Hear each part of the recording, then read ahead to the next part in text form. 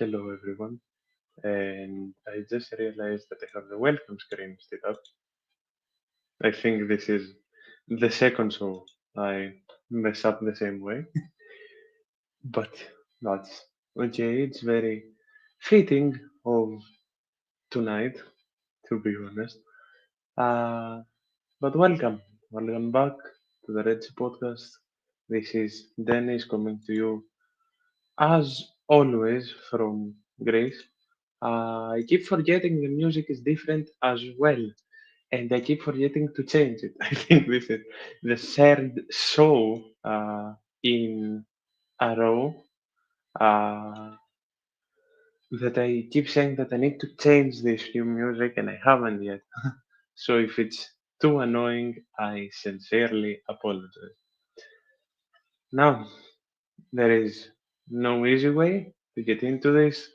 I wish there was an easier way to get into this, but there isn't. For any of you who wish to join me live, the link is just has just been posted in the YouTube comments. Do let me know if you see it, of course.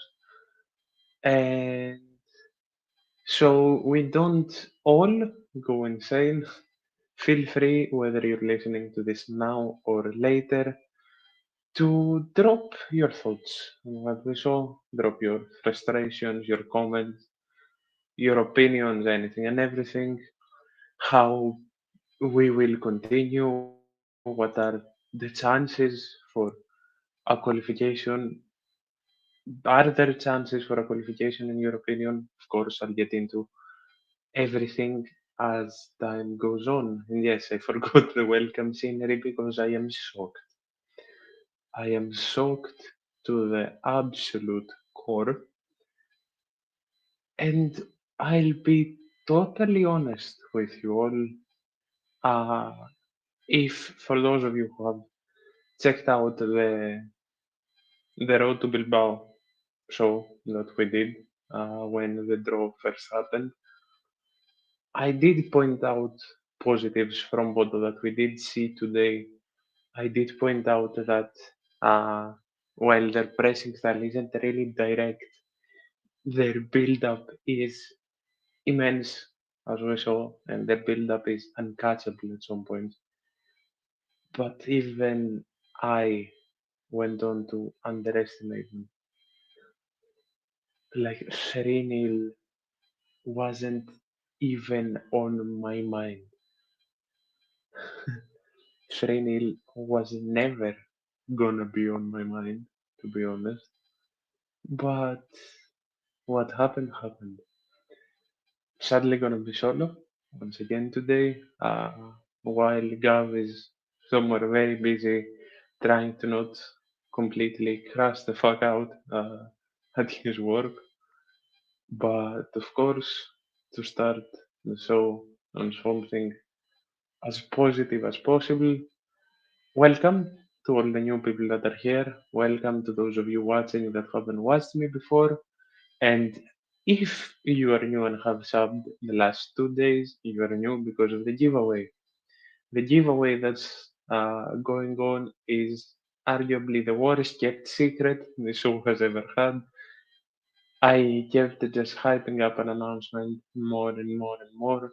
And as the 100-year anniversary of Olympiacos is coming up, the same day it's the 1 year anniversary of the Red Sea podcast, which is insane to be sitting here and saying this on episode 67. That this has been going on for a year. But the main way that me and Gav could share our gratitude, our genuine gratitude for everything that you all have given back to us, and the way that we could share our gratitude for everything that you have shown us is to do this giveaway. So, for those of you that don't know what I'm talking about, you can go to all the socials this show has. It's been posted absolutely everywhere. We are giving away an Olympiacos FC jersey of your choice from the Red Store. The steps are there. The giveaway is gonna go on up until the end of the second leg against Bodø Glimt. So if you haven't checked that out, please go do so.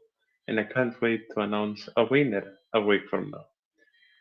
So, with one of the most positive things of this show uh, going out the way, let's get into the negatives because Jesus Christ, what was that? And massive apologies to start off. It's past midnight for me, as is for many of you joining me that are from Greece. Those of you watching from outside, please spare me and spare everyone else that's watching this past midnight because it's hard. It's genuinely hard. 3-0. 3-0. A shattering that's not impossible to turn around, but a goal would have certainly sent us into the second leg with massive momentum that was honestly more than non-existent today. The problem that I had pointed out before the AEK games came right back up to the surface, the clinicality problem. We had chance after chance after chance that we couldn't convert for the absolute life of everyone. Our expected goals were 2.17. I'll just let that sink in to everyone listening for a second. Our expected goals were 2.17, Bodø's were 2.23. The final score was 3-0.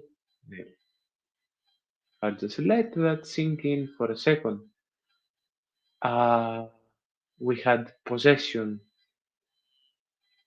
We had 18 chances, 18 major chances to score. That's insane. 18. Uh,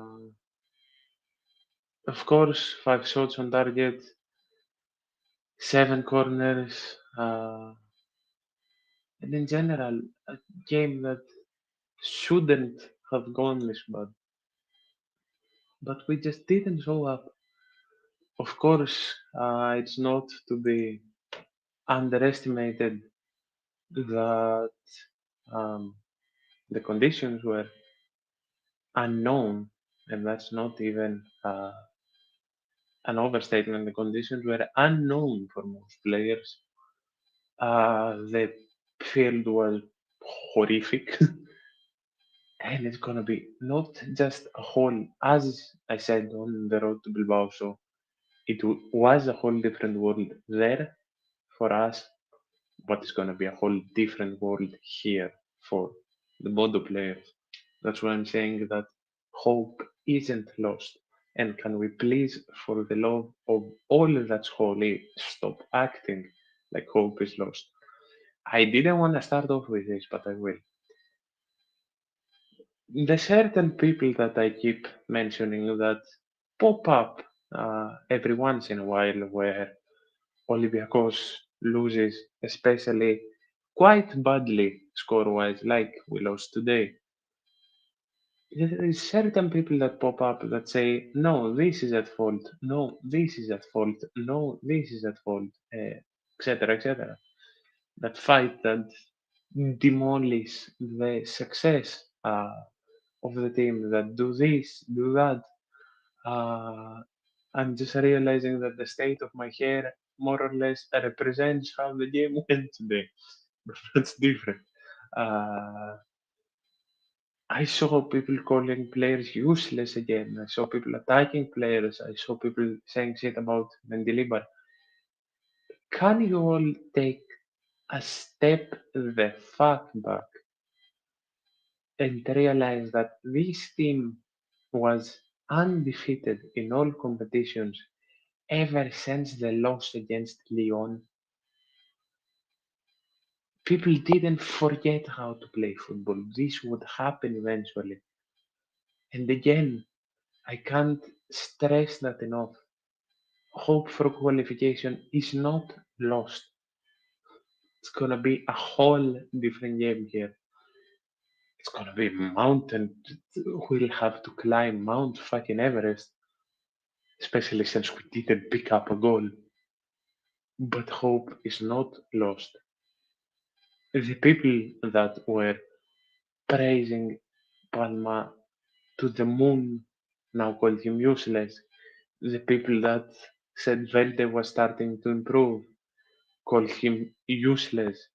The people that were praising Biancon called him useless. People were calling Esse. But I don't know what's so unbelievably hard to grasp. I saw things about Roddy Ortega. I saw things about everyone. I don't know what's so unbelievably hard to sit down and grasp that criticism and demolish, and that's even a word I can't even properly think anymore, are two completely different things. I don't know why people can't sit down and fully grasp that. And again, yes, that's a very good point. Also, they are insanely good stat-wise in their home games. Bodo have been unbelievable up at home, especially offensively, as they showed. And the fact that even in arguably our worst performance of all year long, our worst one, say it's our worst performance of the season, which for me it was, statistically we were equal, and yet we just fucked it up clinically. The problem that not only me, that many people brought up, we just wasted so many chances. Again, I'll point it out again. Our expected goals were 2.17. We had a 0.26 difference from Bodo's expected goal. And yet we lost 3 to nothing. Off the top of my head, I can name 5 chances that were completely fucking wasted. But we'll get on to that. Uh, and the next comment is perfect because that's exactly what I was aiming towards. What in the chaos happened in the first goal? The first goal, of course, that was given as a Jolatis own goal, which I understand why, but in a no universe is Jolatis at fault there. Uh, Cross comes in, then headers just bounce around the ball. The ball gets found by a Bodo attacker that flings it to the crossbar. It bounces off Jolatis' arm and in. For me, not that it matters in the absolute slightest. Let me make myself perfectly clear. The next words I'm about to utter do not matter at all. But for me, it was a foul on Jolatis. For me, it was a foul on Jolatis. But it's not the ref that's at fault here. Nowhere. Absolutely nowhere near. But yeah, chaotic goal to say the least. And then the man that I can't pronounce the name of just kills us with an absolutely unbelievable praise. Bodo scored their second right before the first half ends with an unbelievable build-up, a mind-blowing build-up. an uncatchable build-up. And then 10 minutes in the second half, Bodo pick up their third with through ball across the line of the goal that I was hoping and praying was offside, but in the end, it wasn't in the absolute slightest. We had so many chances and nothing got converted. Jesus Christ. Um, I can't get over it. I can't physically begin to get over how how bad today was. Let's start off at the helm. Zolakis. Zolakis for me is one of the very few people that can sit here today and not take almost any of the blame. Of course, nowhere near his best game, especially with that own goal, given he statistically was one of the worst players out there. But for me, he made some absolutely incredible saves. If it wasn't for Zolakis, we could have easily conceded at least one more. At some points, I can name the long shot save he made in absolute amazing fashion. But yeah, for me, I can comfortably sit here and say that Zolakis doesn't really deserve much, if any, of the blame for today. Of course, that's not uh, that easy to sit here and say when your team has just conceded three, but for me, it really wasn't Zolakis. Also, do confirm in the comments that I'm not lagging because on my end there is quite a bit of lag spikes at some point. So confirm if you can in comments if you're listening live that my audio is as okay as it can be, and it's not as bad as the performance today has left us feeling. Okay, I'm glad I'm not lagging. But yes, of course, with my player opinions, you can always just write down in the comments where you agree, where you disagree, why you disagree, and stuff like that. Now, the two fullbacks together. Ah, hi, first of all. Uh, the man that dropped the comment is a long-term friend of mine, the Football University. Go check him out on Instagram. Scandinavian teams are always a pain in the ass. Yeah, yeah, I think that's honestly as perfect as you can describe Bodo. And that's what I kept saying, that hope isn't lost in the slightest. Of course, a goal would have sent us into the second leg with a whole different level of momentum. Uh, but if we come out the blocks firing and score early, we will qualify. Like, I get why at first glance people saying that yeah it's done because the performance was frustrating as shit. That's why I get everything.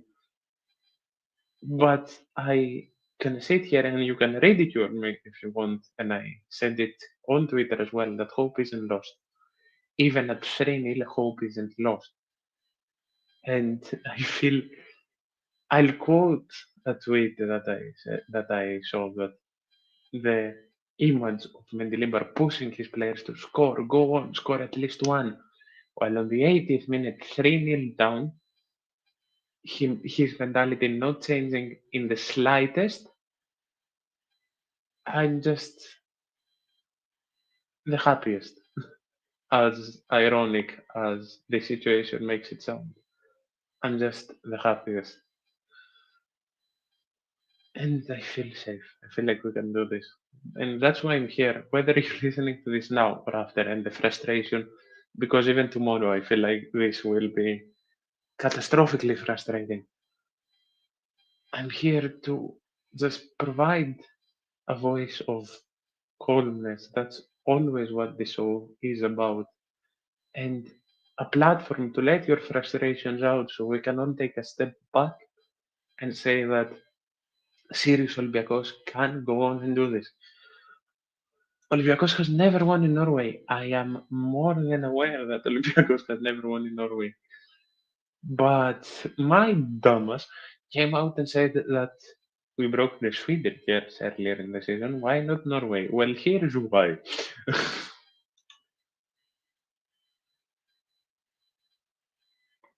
Yeah, man.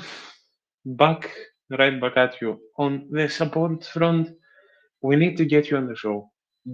Do expect a Red Sea Chronicles episode with this man right here. And again, go check out the Football University on Instagram. You won't regret it in the slightest. I'll put you in the description after the show if I sit here and remember. But yeah, moving on. Fullback wise, unexpectedly catastrophic. Unexpectedly catastrophic. Both Rodinei and uh, Ortega are nowhere near the level that they showed. Rodinei especially was being attacked constantly. Our right side was being killed. Hauge is a player that we mentioned in the build up to this match that would definitely hurt us, and that he did. And they just couldn't really sit here uh, and match the pace of the Bodø wingers. Both Rodinei and Ortega got killed, and that's why many people would take Bruno and Coutinho. And many people said that they wanted Bruno and Coutinho, especially on Rodinei's case. It really showed that perhaps Coutinho was even the better choice to start this match. Coutinho was a whole new breath of fresh air when he came in. I think that's safe to say. Greetings from Bodo as well, and one thing I want to say to you guys is that with respect for your stadium, like genuinely, the fans were more than surprising, and this really feels like another Villa situation where the fans are more than respectful, and we just keep a great connection. So hats off to you guys as well for the insane game, and we'll see you here. We'll see you here very, very soon, and you'll get the warm welcome that you gave us. That's for sure. Now, on to a duo that I believed in very much uh, before the game started, and that's Carmo and Biancon. Carmo wise, Carmo started the game incredibly well, in my opinion. Carmo started the game blocking some shots that I really thought would go in. Carmo started the game just tearing up through balls, winning aerial duels. Carmo started the game very well. but then just dropped off as time went on.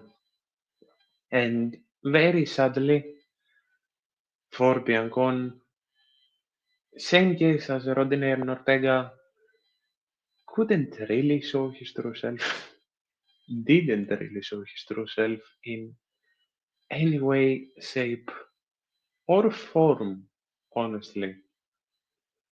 Got that yellow after he absolutely murdered the Bodø attacker. And he got just once again as well got completely outpaced.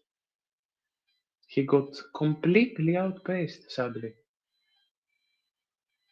And the same goes for our beloved Christos Mouzakidis, playing at the best of his abilities, chasing the ball everywhere and anywhere, but just couldn't find his uh, footing, couldn't find his pace, couldn't find his comfort zone. And again, it's it's a good thing to sit here and say that it's a whole different universe in in stadiums like that, but it really just managed to affect everyone. It managed to affect absolutely everyone. Santi Ese, for me, didn't have a bad match, but along with Musakitis, he tried to cover Musa's mistakes, uh, which ended up costing him a bit. We couldn't gain control of the midfield to save our life.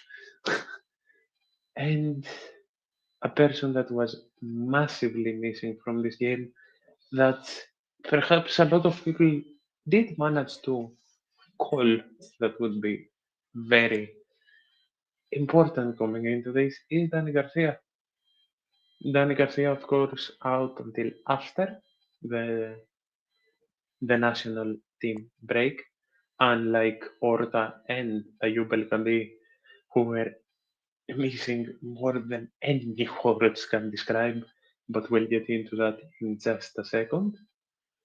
There's no chance Danny Garcia gets to be fit in the second leg. Very, very sadly.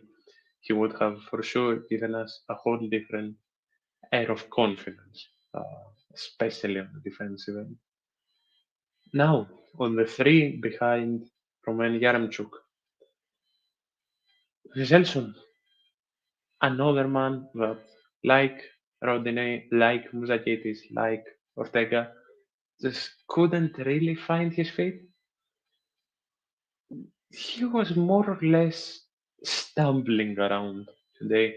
Really didn't deserve the hate he got because the hate that players got, as I said in my earlier rant, was more than undeserved. Uh, but he was kind of stumbling around today. Tried to be as active as possible. He really did try to be as active as possible, but he couldn't get it to work. Missing a lot of chances, more than you can count on one hand, and being one of those players just filled with costly mistakes today, not to the Celson window.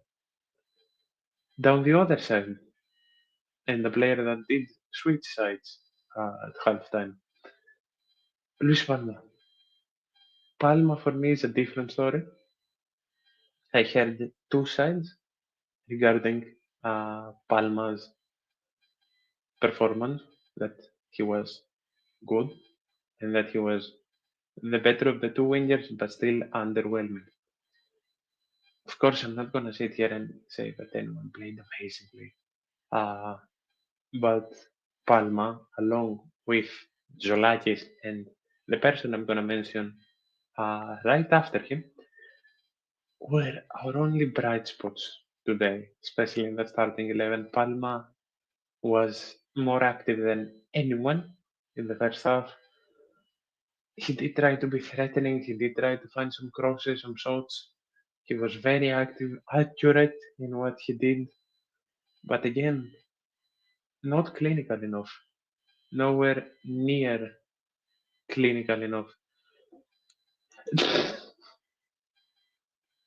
Έχεις δει τον Γιάρεμτσουκ. Ο Γιάρεμτσουκ είναι πολύ πιο διπολικός και από αυτούς τους δύο.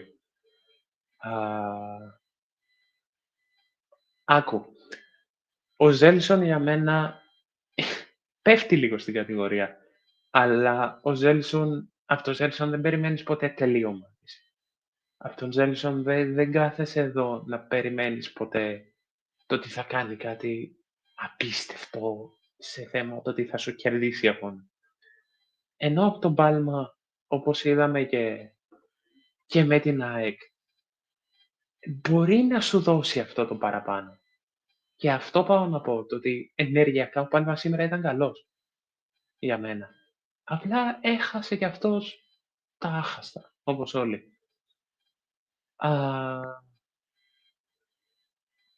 I'll get on to Yaramchuk in a bit. Chiquinho. Our brightest light today. But apart from Jolagis, our absolutely brightest light tried to run back, tried to help defensively, was up front, was creating passes, was taking shots.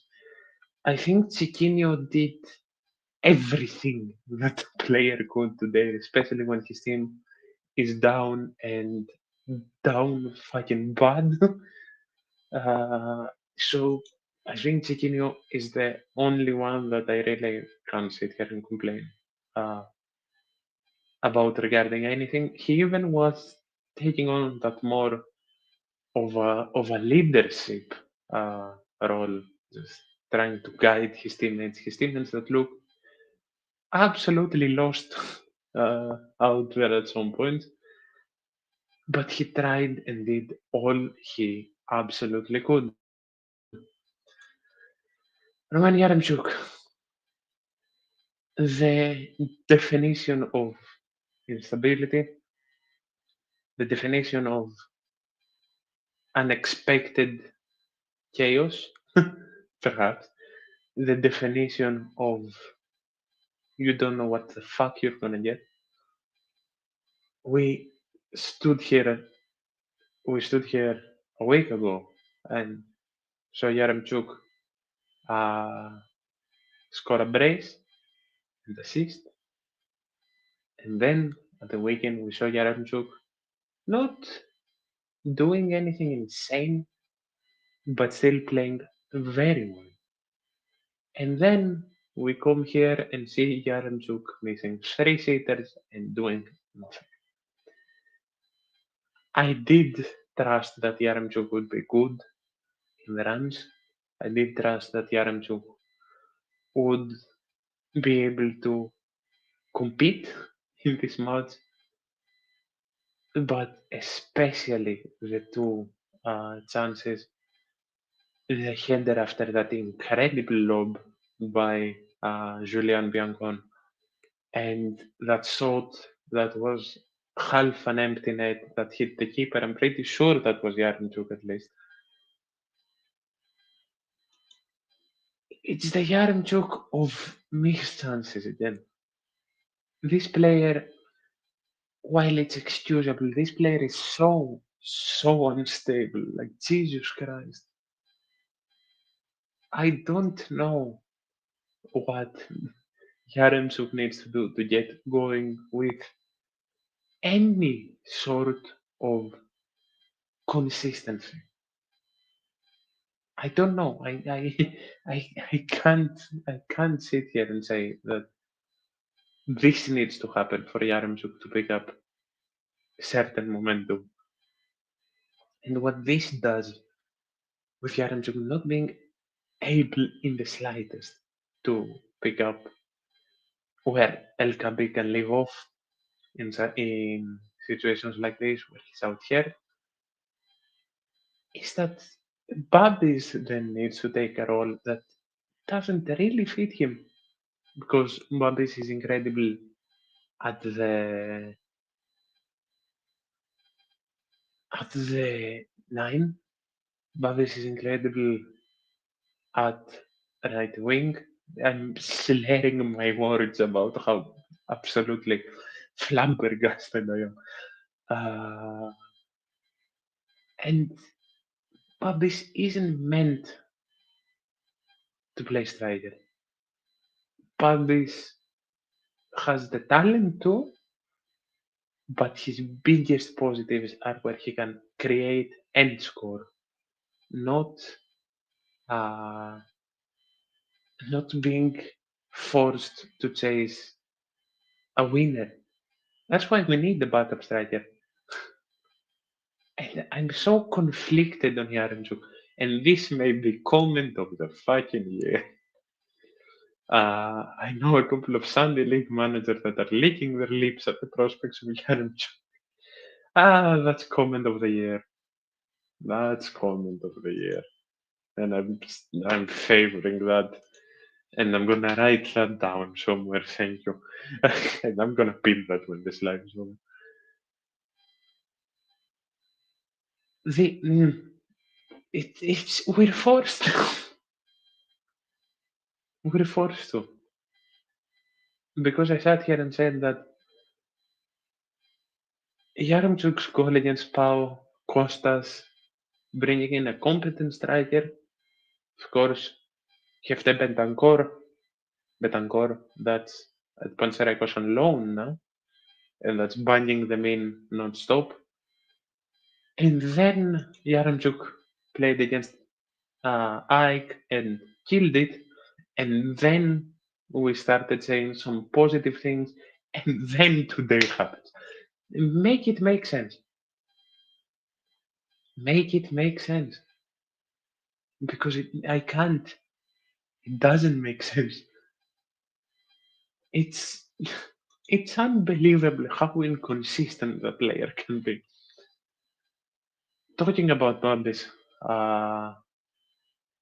was forced to play up top with Zelson behind him. Played well, tried to, he really tried to help. When he came in, we were already 3-0 down. I didn't expect Valdis to do much. Tried to help, tried to create, but there was no proper striker to create to, because he was the striker. And along with Zelson, along with Velde, along with Palma, they tried to create, but nothing would go in. Because Jesus Christ. Velde came in at the 74th.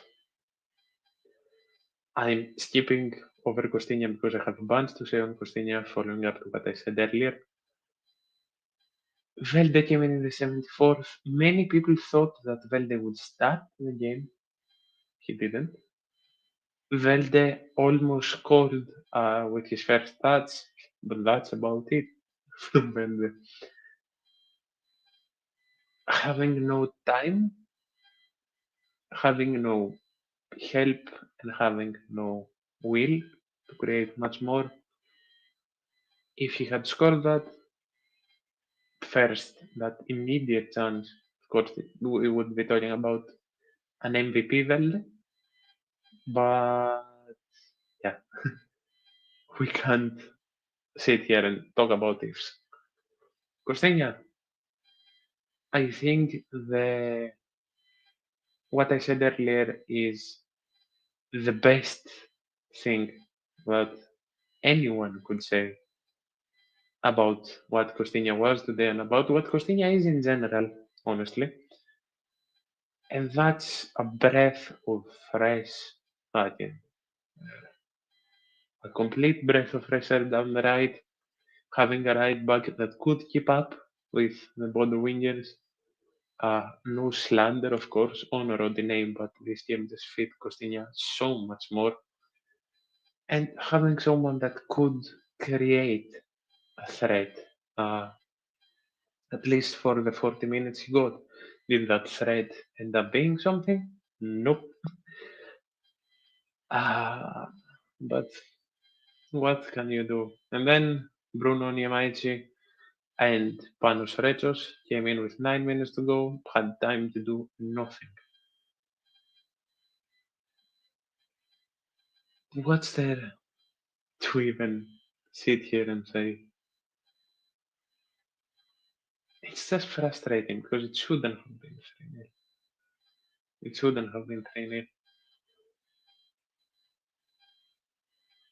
And again, not a demolishing score, not a chance-ending score, not a qualification score by any means necessary.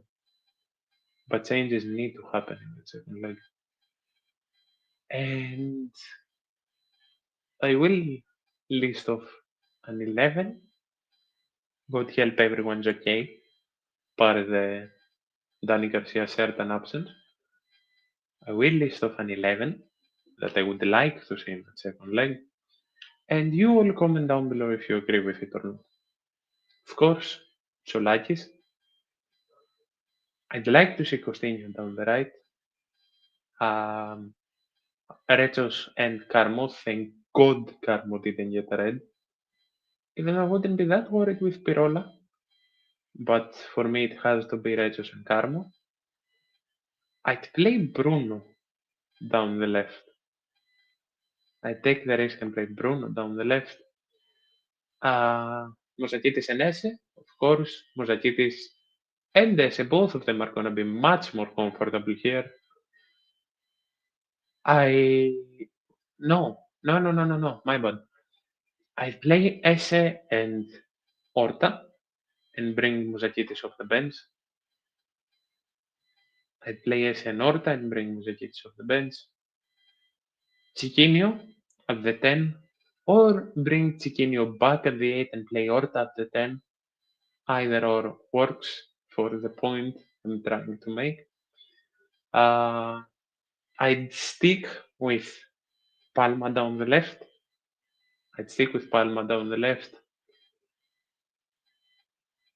And I'd take the risk and play either Rodi or Velde down the right and bring Zelson fresh off the bench. Or I play Zelson down the left, since I just remember that he's not going to play on the weekend because Zelson has a suspension issue.